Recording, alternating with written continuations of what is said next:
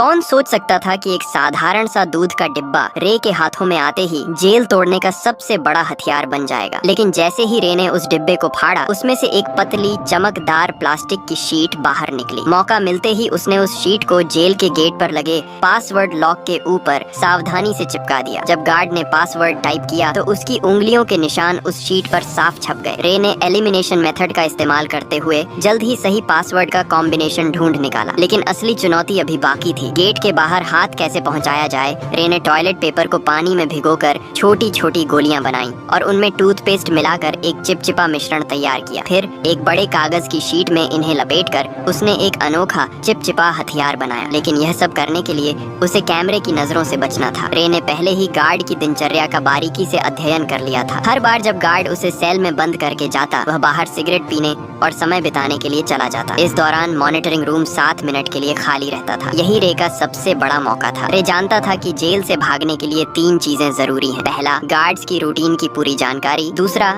Jail के ढांचे का सटीक अंदाजा। और तीसरा, बाहर किसी भरोसेमंद साथी का होना। रे ने पहले 2 चीजों पर पकड़ बना ली थी। उसने जेल के पास एक कमजोर जगह भी ढूंढ निकाली थी, एक फायर स्टेशन जो जेल की दीवार से सटा हुआ था। रे के पास ब्लैक सेल की लोकेशन का भी पता था। सब कुछ दिमाग में सेट करने के बाद उसने अपने प्लान को अमल में लाना शुरू किया। उसने जानबूझकर एक कैदी पर हमला कर उसे घायल कर दिया। जैसा उसने सोचा था वैसा ही हुआ। गार्ड्स ने उसे सजा के तौर पर ब्लैक सेल में डाल दिया। जब गार्ड खाना देने आया, रे ने चुपके से कागज की गोली छोटी खिड़की के ताले में डाल दी, जिससे वह आसानी से खुल गई। पासवर्ड सिर्फ 4 अंकों का था, जिसे रे ने चुटकियों में क्रैक कर लिया। ब्लैक सेल से निकलते ही उसने मॉनिटरिंग सिस्टम को हैक कर 1 मिनट पुराना फुटेज चला दिया ताकि गार्ड्स को कुछ पता न चले। इसके बाद उसने फायर स्टेशन से जुड़ी वेंटिलेशन पाइपलाइन को खोज निकाला। जब गार्ड सिगरेट पीने में व्यस्त थे, रे उस पाइप के रास्ते रेंगता हुआ बाहर निकल गया। बाहर उसकी साथी पहले से ही तैयार थी। उसने एक छोटी कार में विस्फोट कर दिया, जिससे फायर अलार्म बज उठा। गार्ड्स ने सीसीटीवी फुटेज चेक की,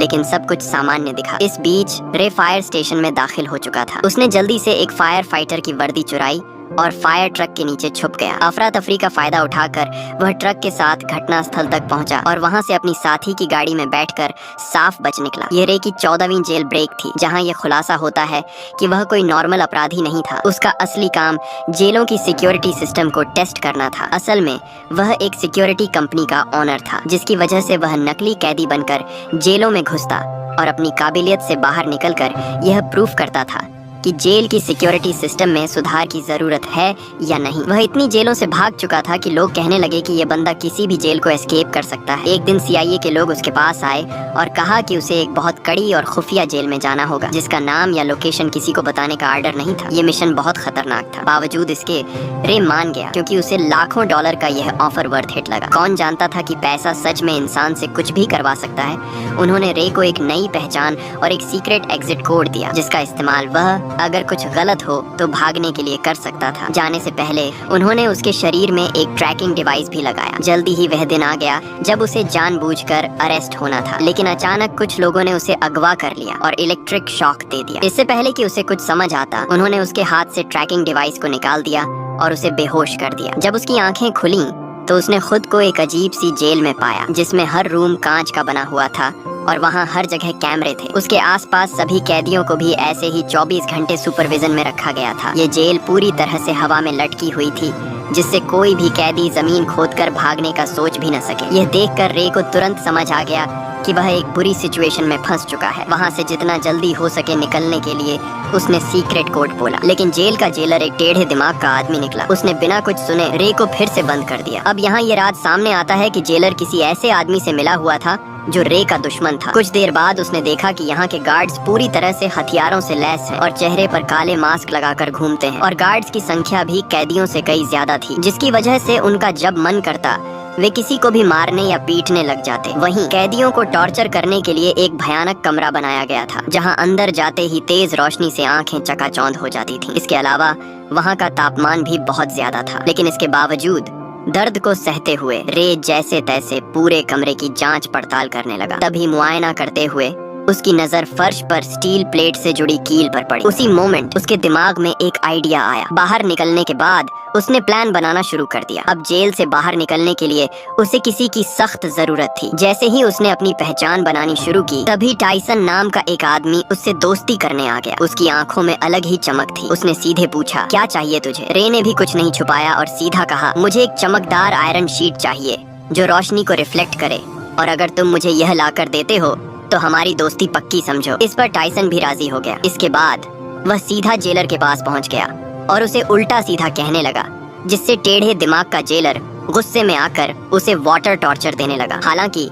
इसी बीच टाइसन ने चालाकी से उस कमरे का ड्रेन कवर निकाल लिया। काफी मार खाने के बाद उसने वह कवर रे के हवाले कर दिया। रे को लगा, वाह, ये आदमी तो काफी शातिर खिलाड़ी निकला। टाइसन से इम्प्रेस होकर उसने अपनी असली पहचान बता दी कि मैं एक जेल ब्रेकर हूँ। इसी के साथ उसने अपना एनालिसिस भी बताया कि इस जेल का स्ट्रक्चर वर्टिकल है, जिसका मतलब यह जेल अंडरग्राउंड में बनाई गई है। दरअसल जब रे टॉर्चर रूम में था तो उसने जमीन के नीचे से पानी की आवाजें सुनी थी, जिसका मतलब वहाँ एक पानी की पाइपलाइन हो सकती है जिससे उन्हें भागने का रास्ता मिल सकता है। इस सब के बाद टाइसन ने जानबूझकर जेल के गुंडे मार्को ब्रदर्स से पंगा ले लिया। उधर रे ने एक रोटी को हथेली में छिपा लिया। फिर जैसे ही मार्को के आदमियों ने जेल में मारपीट मचाई, प्लान के अकॉर्डिंग दोनों को टॉर्चर रूम में डाल दिया गया। वहाँ पहुँचते ही रे ने फौरन ड्रेन कवर निकाला और उसकी रिफ्लेक्शन से कीलों पर फोकस डाला। देखते ही देखते हाई टेम्परेचर की वजह से वे कीलें पिघल कर बाहर निकलने लगी और एक एक करके कुछ ही सेकंडों में उसने सभी को निकाल लिया। फिर उसने रोटी का टुकड़ा मुंह में डालकर टाइसन को इशारा किया ताकि वह गार्ड का ध्यान अपनी तरफ खींचे। इसके बाद टाइसन ने अपना काम शुरू कर दिया, जिससे जेलर का ध्यान उसकी तरफ चला गया। वहीं रे ने तुरंत गीली रोटी को सीसीटीवी कैमरे पर चिपका दिया ताकि अंदर की फुटेज न दिखे। फिर वह फ्लोर से नीचे उतर गया और पाइपलाइन में चढ़ते हुए आगे बढ़ने लगा, लेकिन बदकिस्मती से रास्ते में गलती से एक तार टूट गया, जिससे पानी बाहर आने लगा। आखिरकार जब वह ऊपर पहुंचा तो उसके पैरों तले जमीन खिसक गई, क्योंकि यह जेल जमीन के नीचे नहीं बल्कि समुद्र के बीचों बीच पानी की एक विशालकाय शिप में थी, जहां से भाग पाना नामुमकिन था। इस बीच पानी लीक होकर जेल के अंदर भरने लगा, जिसकी वजह से टॉर्चर रूम के कैदियों को रिहा कर दिया गया। खुशकिस्मती से रे गार्ड्स की नजरों से छिपकर समय पर वापस आकर बच गया। हालांकि दूसरी ओर एक नई मुसीबत उसका इंतजार कर रही थी। दरअसल जेलर को फर्श पर छोड़ी गई कीलें मिल गईं, जिससे वह समझ गया कि रे ने जेल तोड़ने की कोशिश की है। उसके बाद उसने फौरन एक आदमी को कॉल लगाया, जहां यह राज खुला कि रे को इस जेल में फंसाने वाला कोई और नहीं बल्कि उसका बिजनेस पार्टनर लेस्टर निकला, जिसने कंपनी के लालच में आकर यह साजिश रची थी। अब अगले दिन किसे पता था कि रे के ऊपर टॉर्चर के बादल मंडराने लगेंगे। जब जब वह सोने की कोशिश करता, गार्ड्स उसे जगा देते और इसका फायदा उठाकर वह उसे खूब मारते पीटते भी थे। ऐसे ही कई दिन बीत गए। रे पूरा दिन बेहोशी और थकान में रहता। आखिरकार उसकी हालत देखकर गार्ड्स उसे रोज मेडिकल रूम ले जाने लगे। कितने जख्म, कितनी दर्दनाक यादें, कितनी टूटी उम्मीदें, फिर भी वह अपनी लड़ाई लड़ता रहा। डॉक्टर भी उसे देखकर दंग हो जाता था। कुछ दिनों के बाद टॉर्चर का सिलसिला खत्म हो गया और उसने फिर से प्लान बनाना शुरू कर दिया। दरअसल खाना खाने के बहाने वह टेबल के नीचे चोरी छिपे एक डायरेक्शन बताने वाली डिवाइस बनाने लगा। इसी दौरान उसने मार्को से मिलकर उसे अपनी टीम में शामिल कर लिया, जिसके बाद तीनों ने मिलकर एक ताबड़तोड़ प्लान बनाया। प्लान के हिसाब से मार्को भाई ने जेलर से झूठ बोला कि मेरे पास खुफिया जानकारी है जो मुझे डेक पर जाकर पहुंचानी है। यह सुनते ही जेलर ने उसे डेक पर जाने की परमिशन दे दी। अब वहां पहुंचते ही मार्को ने डायरेक्शन डिटेक्टर से मेजर करना शुरू कर दिया, मगर रे के लिए इतना काफी नहीं था। उसने नोटिस किया कि फ्लश करते वक्त पानी घड़ी की उल्टी दिशा में घूम रहा था। अब सारे डाटा को एनालिसिस करने के बाद उसने कंक्लूड किया कि वह अभी नॉर्दर्न हेमिस्फेयर में है। फिर एक नए आए कैदी से पूछने पर पता चला कि अभी नवंबर का महीना चल रहा है। इसके बाद रे ने अपने बॉडी टेम्परेचर को ध्यान में रखकर अनुमान लगाया कि वहाँ का तापमान जरूर मोरक्को तट के आसपास का होगा। इतनी मशक्कत के बाद आखिरकार अंत में जाकर उन्होंने क्लियर लोकेशन का पता लगा ही लिया। हालांकि लोकेशन पता होने के बावजूद वे वहां से निकलते भी तो कैसे? तभी टाइसन ने कहा कि अगर हम किसी तरह से बाहर मौजूद मेरे आदमियों तक मैसेज भेज सकें तो हमें यहाँ से निकलने से किसी का बाप भी नहीं रोक सकता। उसकी बातें सुनकर रे को लगा कि इस जेल का डॉक्टर शायद उसकी मदद कर सकता है। उसके बाद उन्होंने एक प्लान बनाया जिसके अकॉर्डिंग टाइसन ने जानबूझकर रे पर हमला कर दिया जिससे वह डॉक्टर के पास जा सके। ऐसे ही कई दिनों तक रे बीमार होने का नाटक करके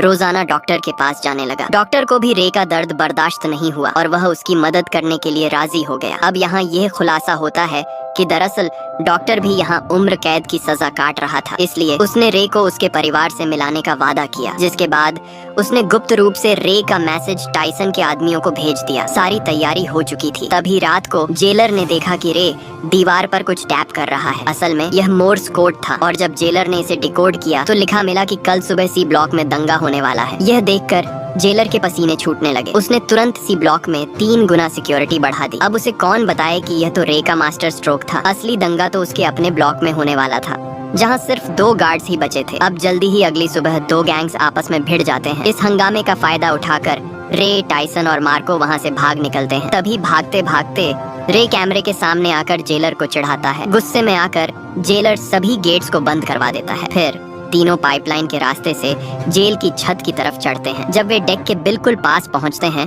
तो उनका रास्ता एक इलेक्ट्रॉनिक गेट से बंद हो जाता है जिसे खोलने का बस एक ही रास्ता था कि पूरी जेल का पावर ऑफ कर देना। इस जोखिम भरे काम से सबको वापस पकड़ा जा सकता था। वहीं दूसरी तरफ जेलर ने मोशन डिटेक्टर के जरिए उनकी लोकेशन ट्रेस कर ली और फिर सारे गार्ड्स उनके पीछे लग गए। तभी भागने के दौरान मार्को को गोली लग जाती है। वह समझ जाता है कि उसका जिंदा बचना अब मुश्किल है, इसलिए वह अपने साथियों को भागने को कहता है और अकेले गार्ड्स को रोकता है। जैसे तैसे रे नीचे पावर रूम तक पहुंचकर पूरे शिप का पावर ऑफ कर देता है और ऊपर गेट खुलते ही टाइसन तुरंत डेक तक पहुंच जाता है। खुशकिस्मती से वहां हेलीकॉप्टर भी पहुंच चुकी थी, लेकिन टाइसन के मजबूत इरादों की वजह से वह रे को अकेला छोड़कर जाता भी तो कैसे। उसने मशीन गन उठाई और सामने आने वाले गार्ड्स पर गोलियां चलानी शुरू कर दी। वहीं दूसरी तरफ रे छुपकर पानी के एक टैंक में घुस गया जहां उसे ढूंढ पाना मुश्किल था। यह देखकर जेलर ने तुरंत आदेश दिया कि शिप को दोबारा रिस्टार्ट करो, जिससे जिस पानी के टैंक में रे छुपा था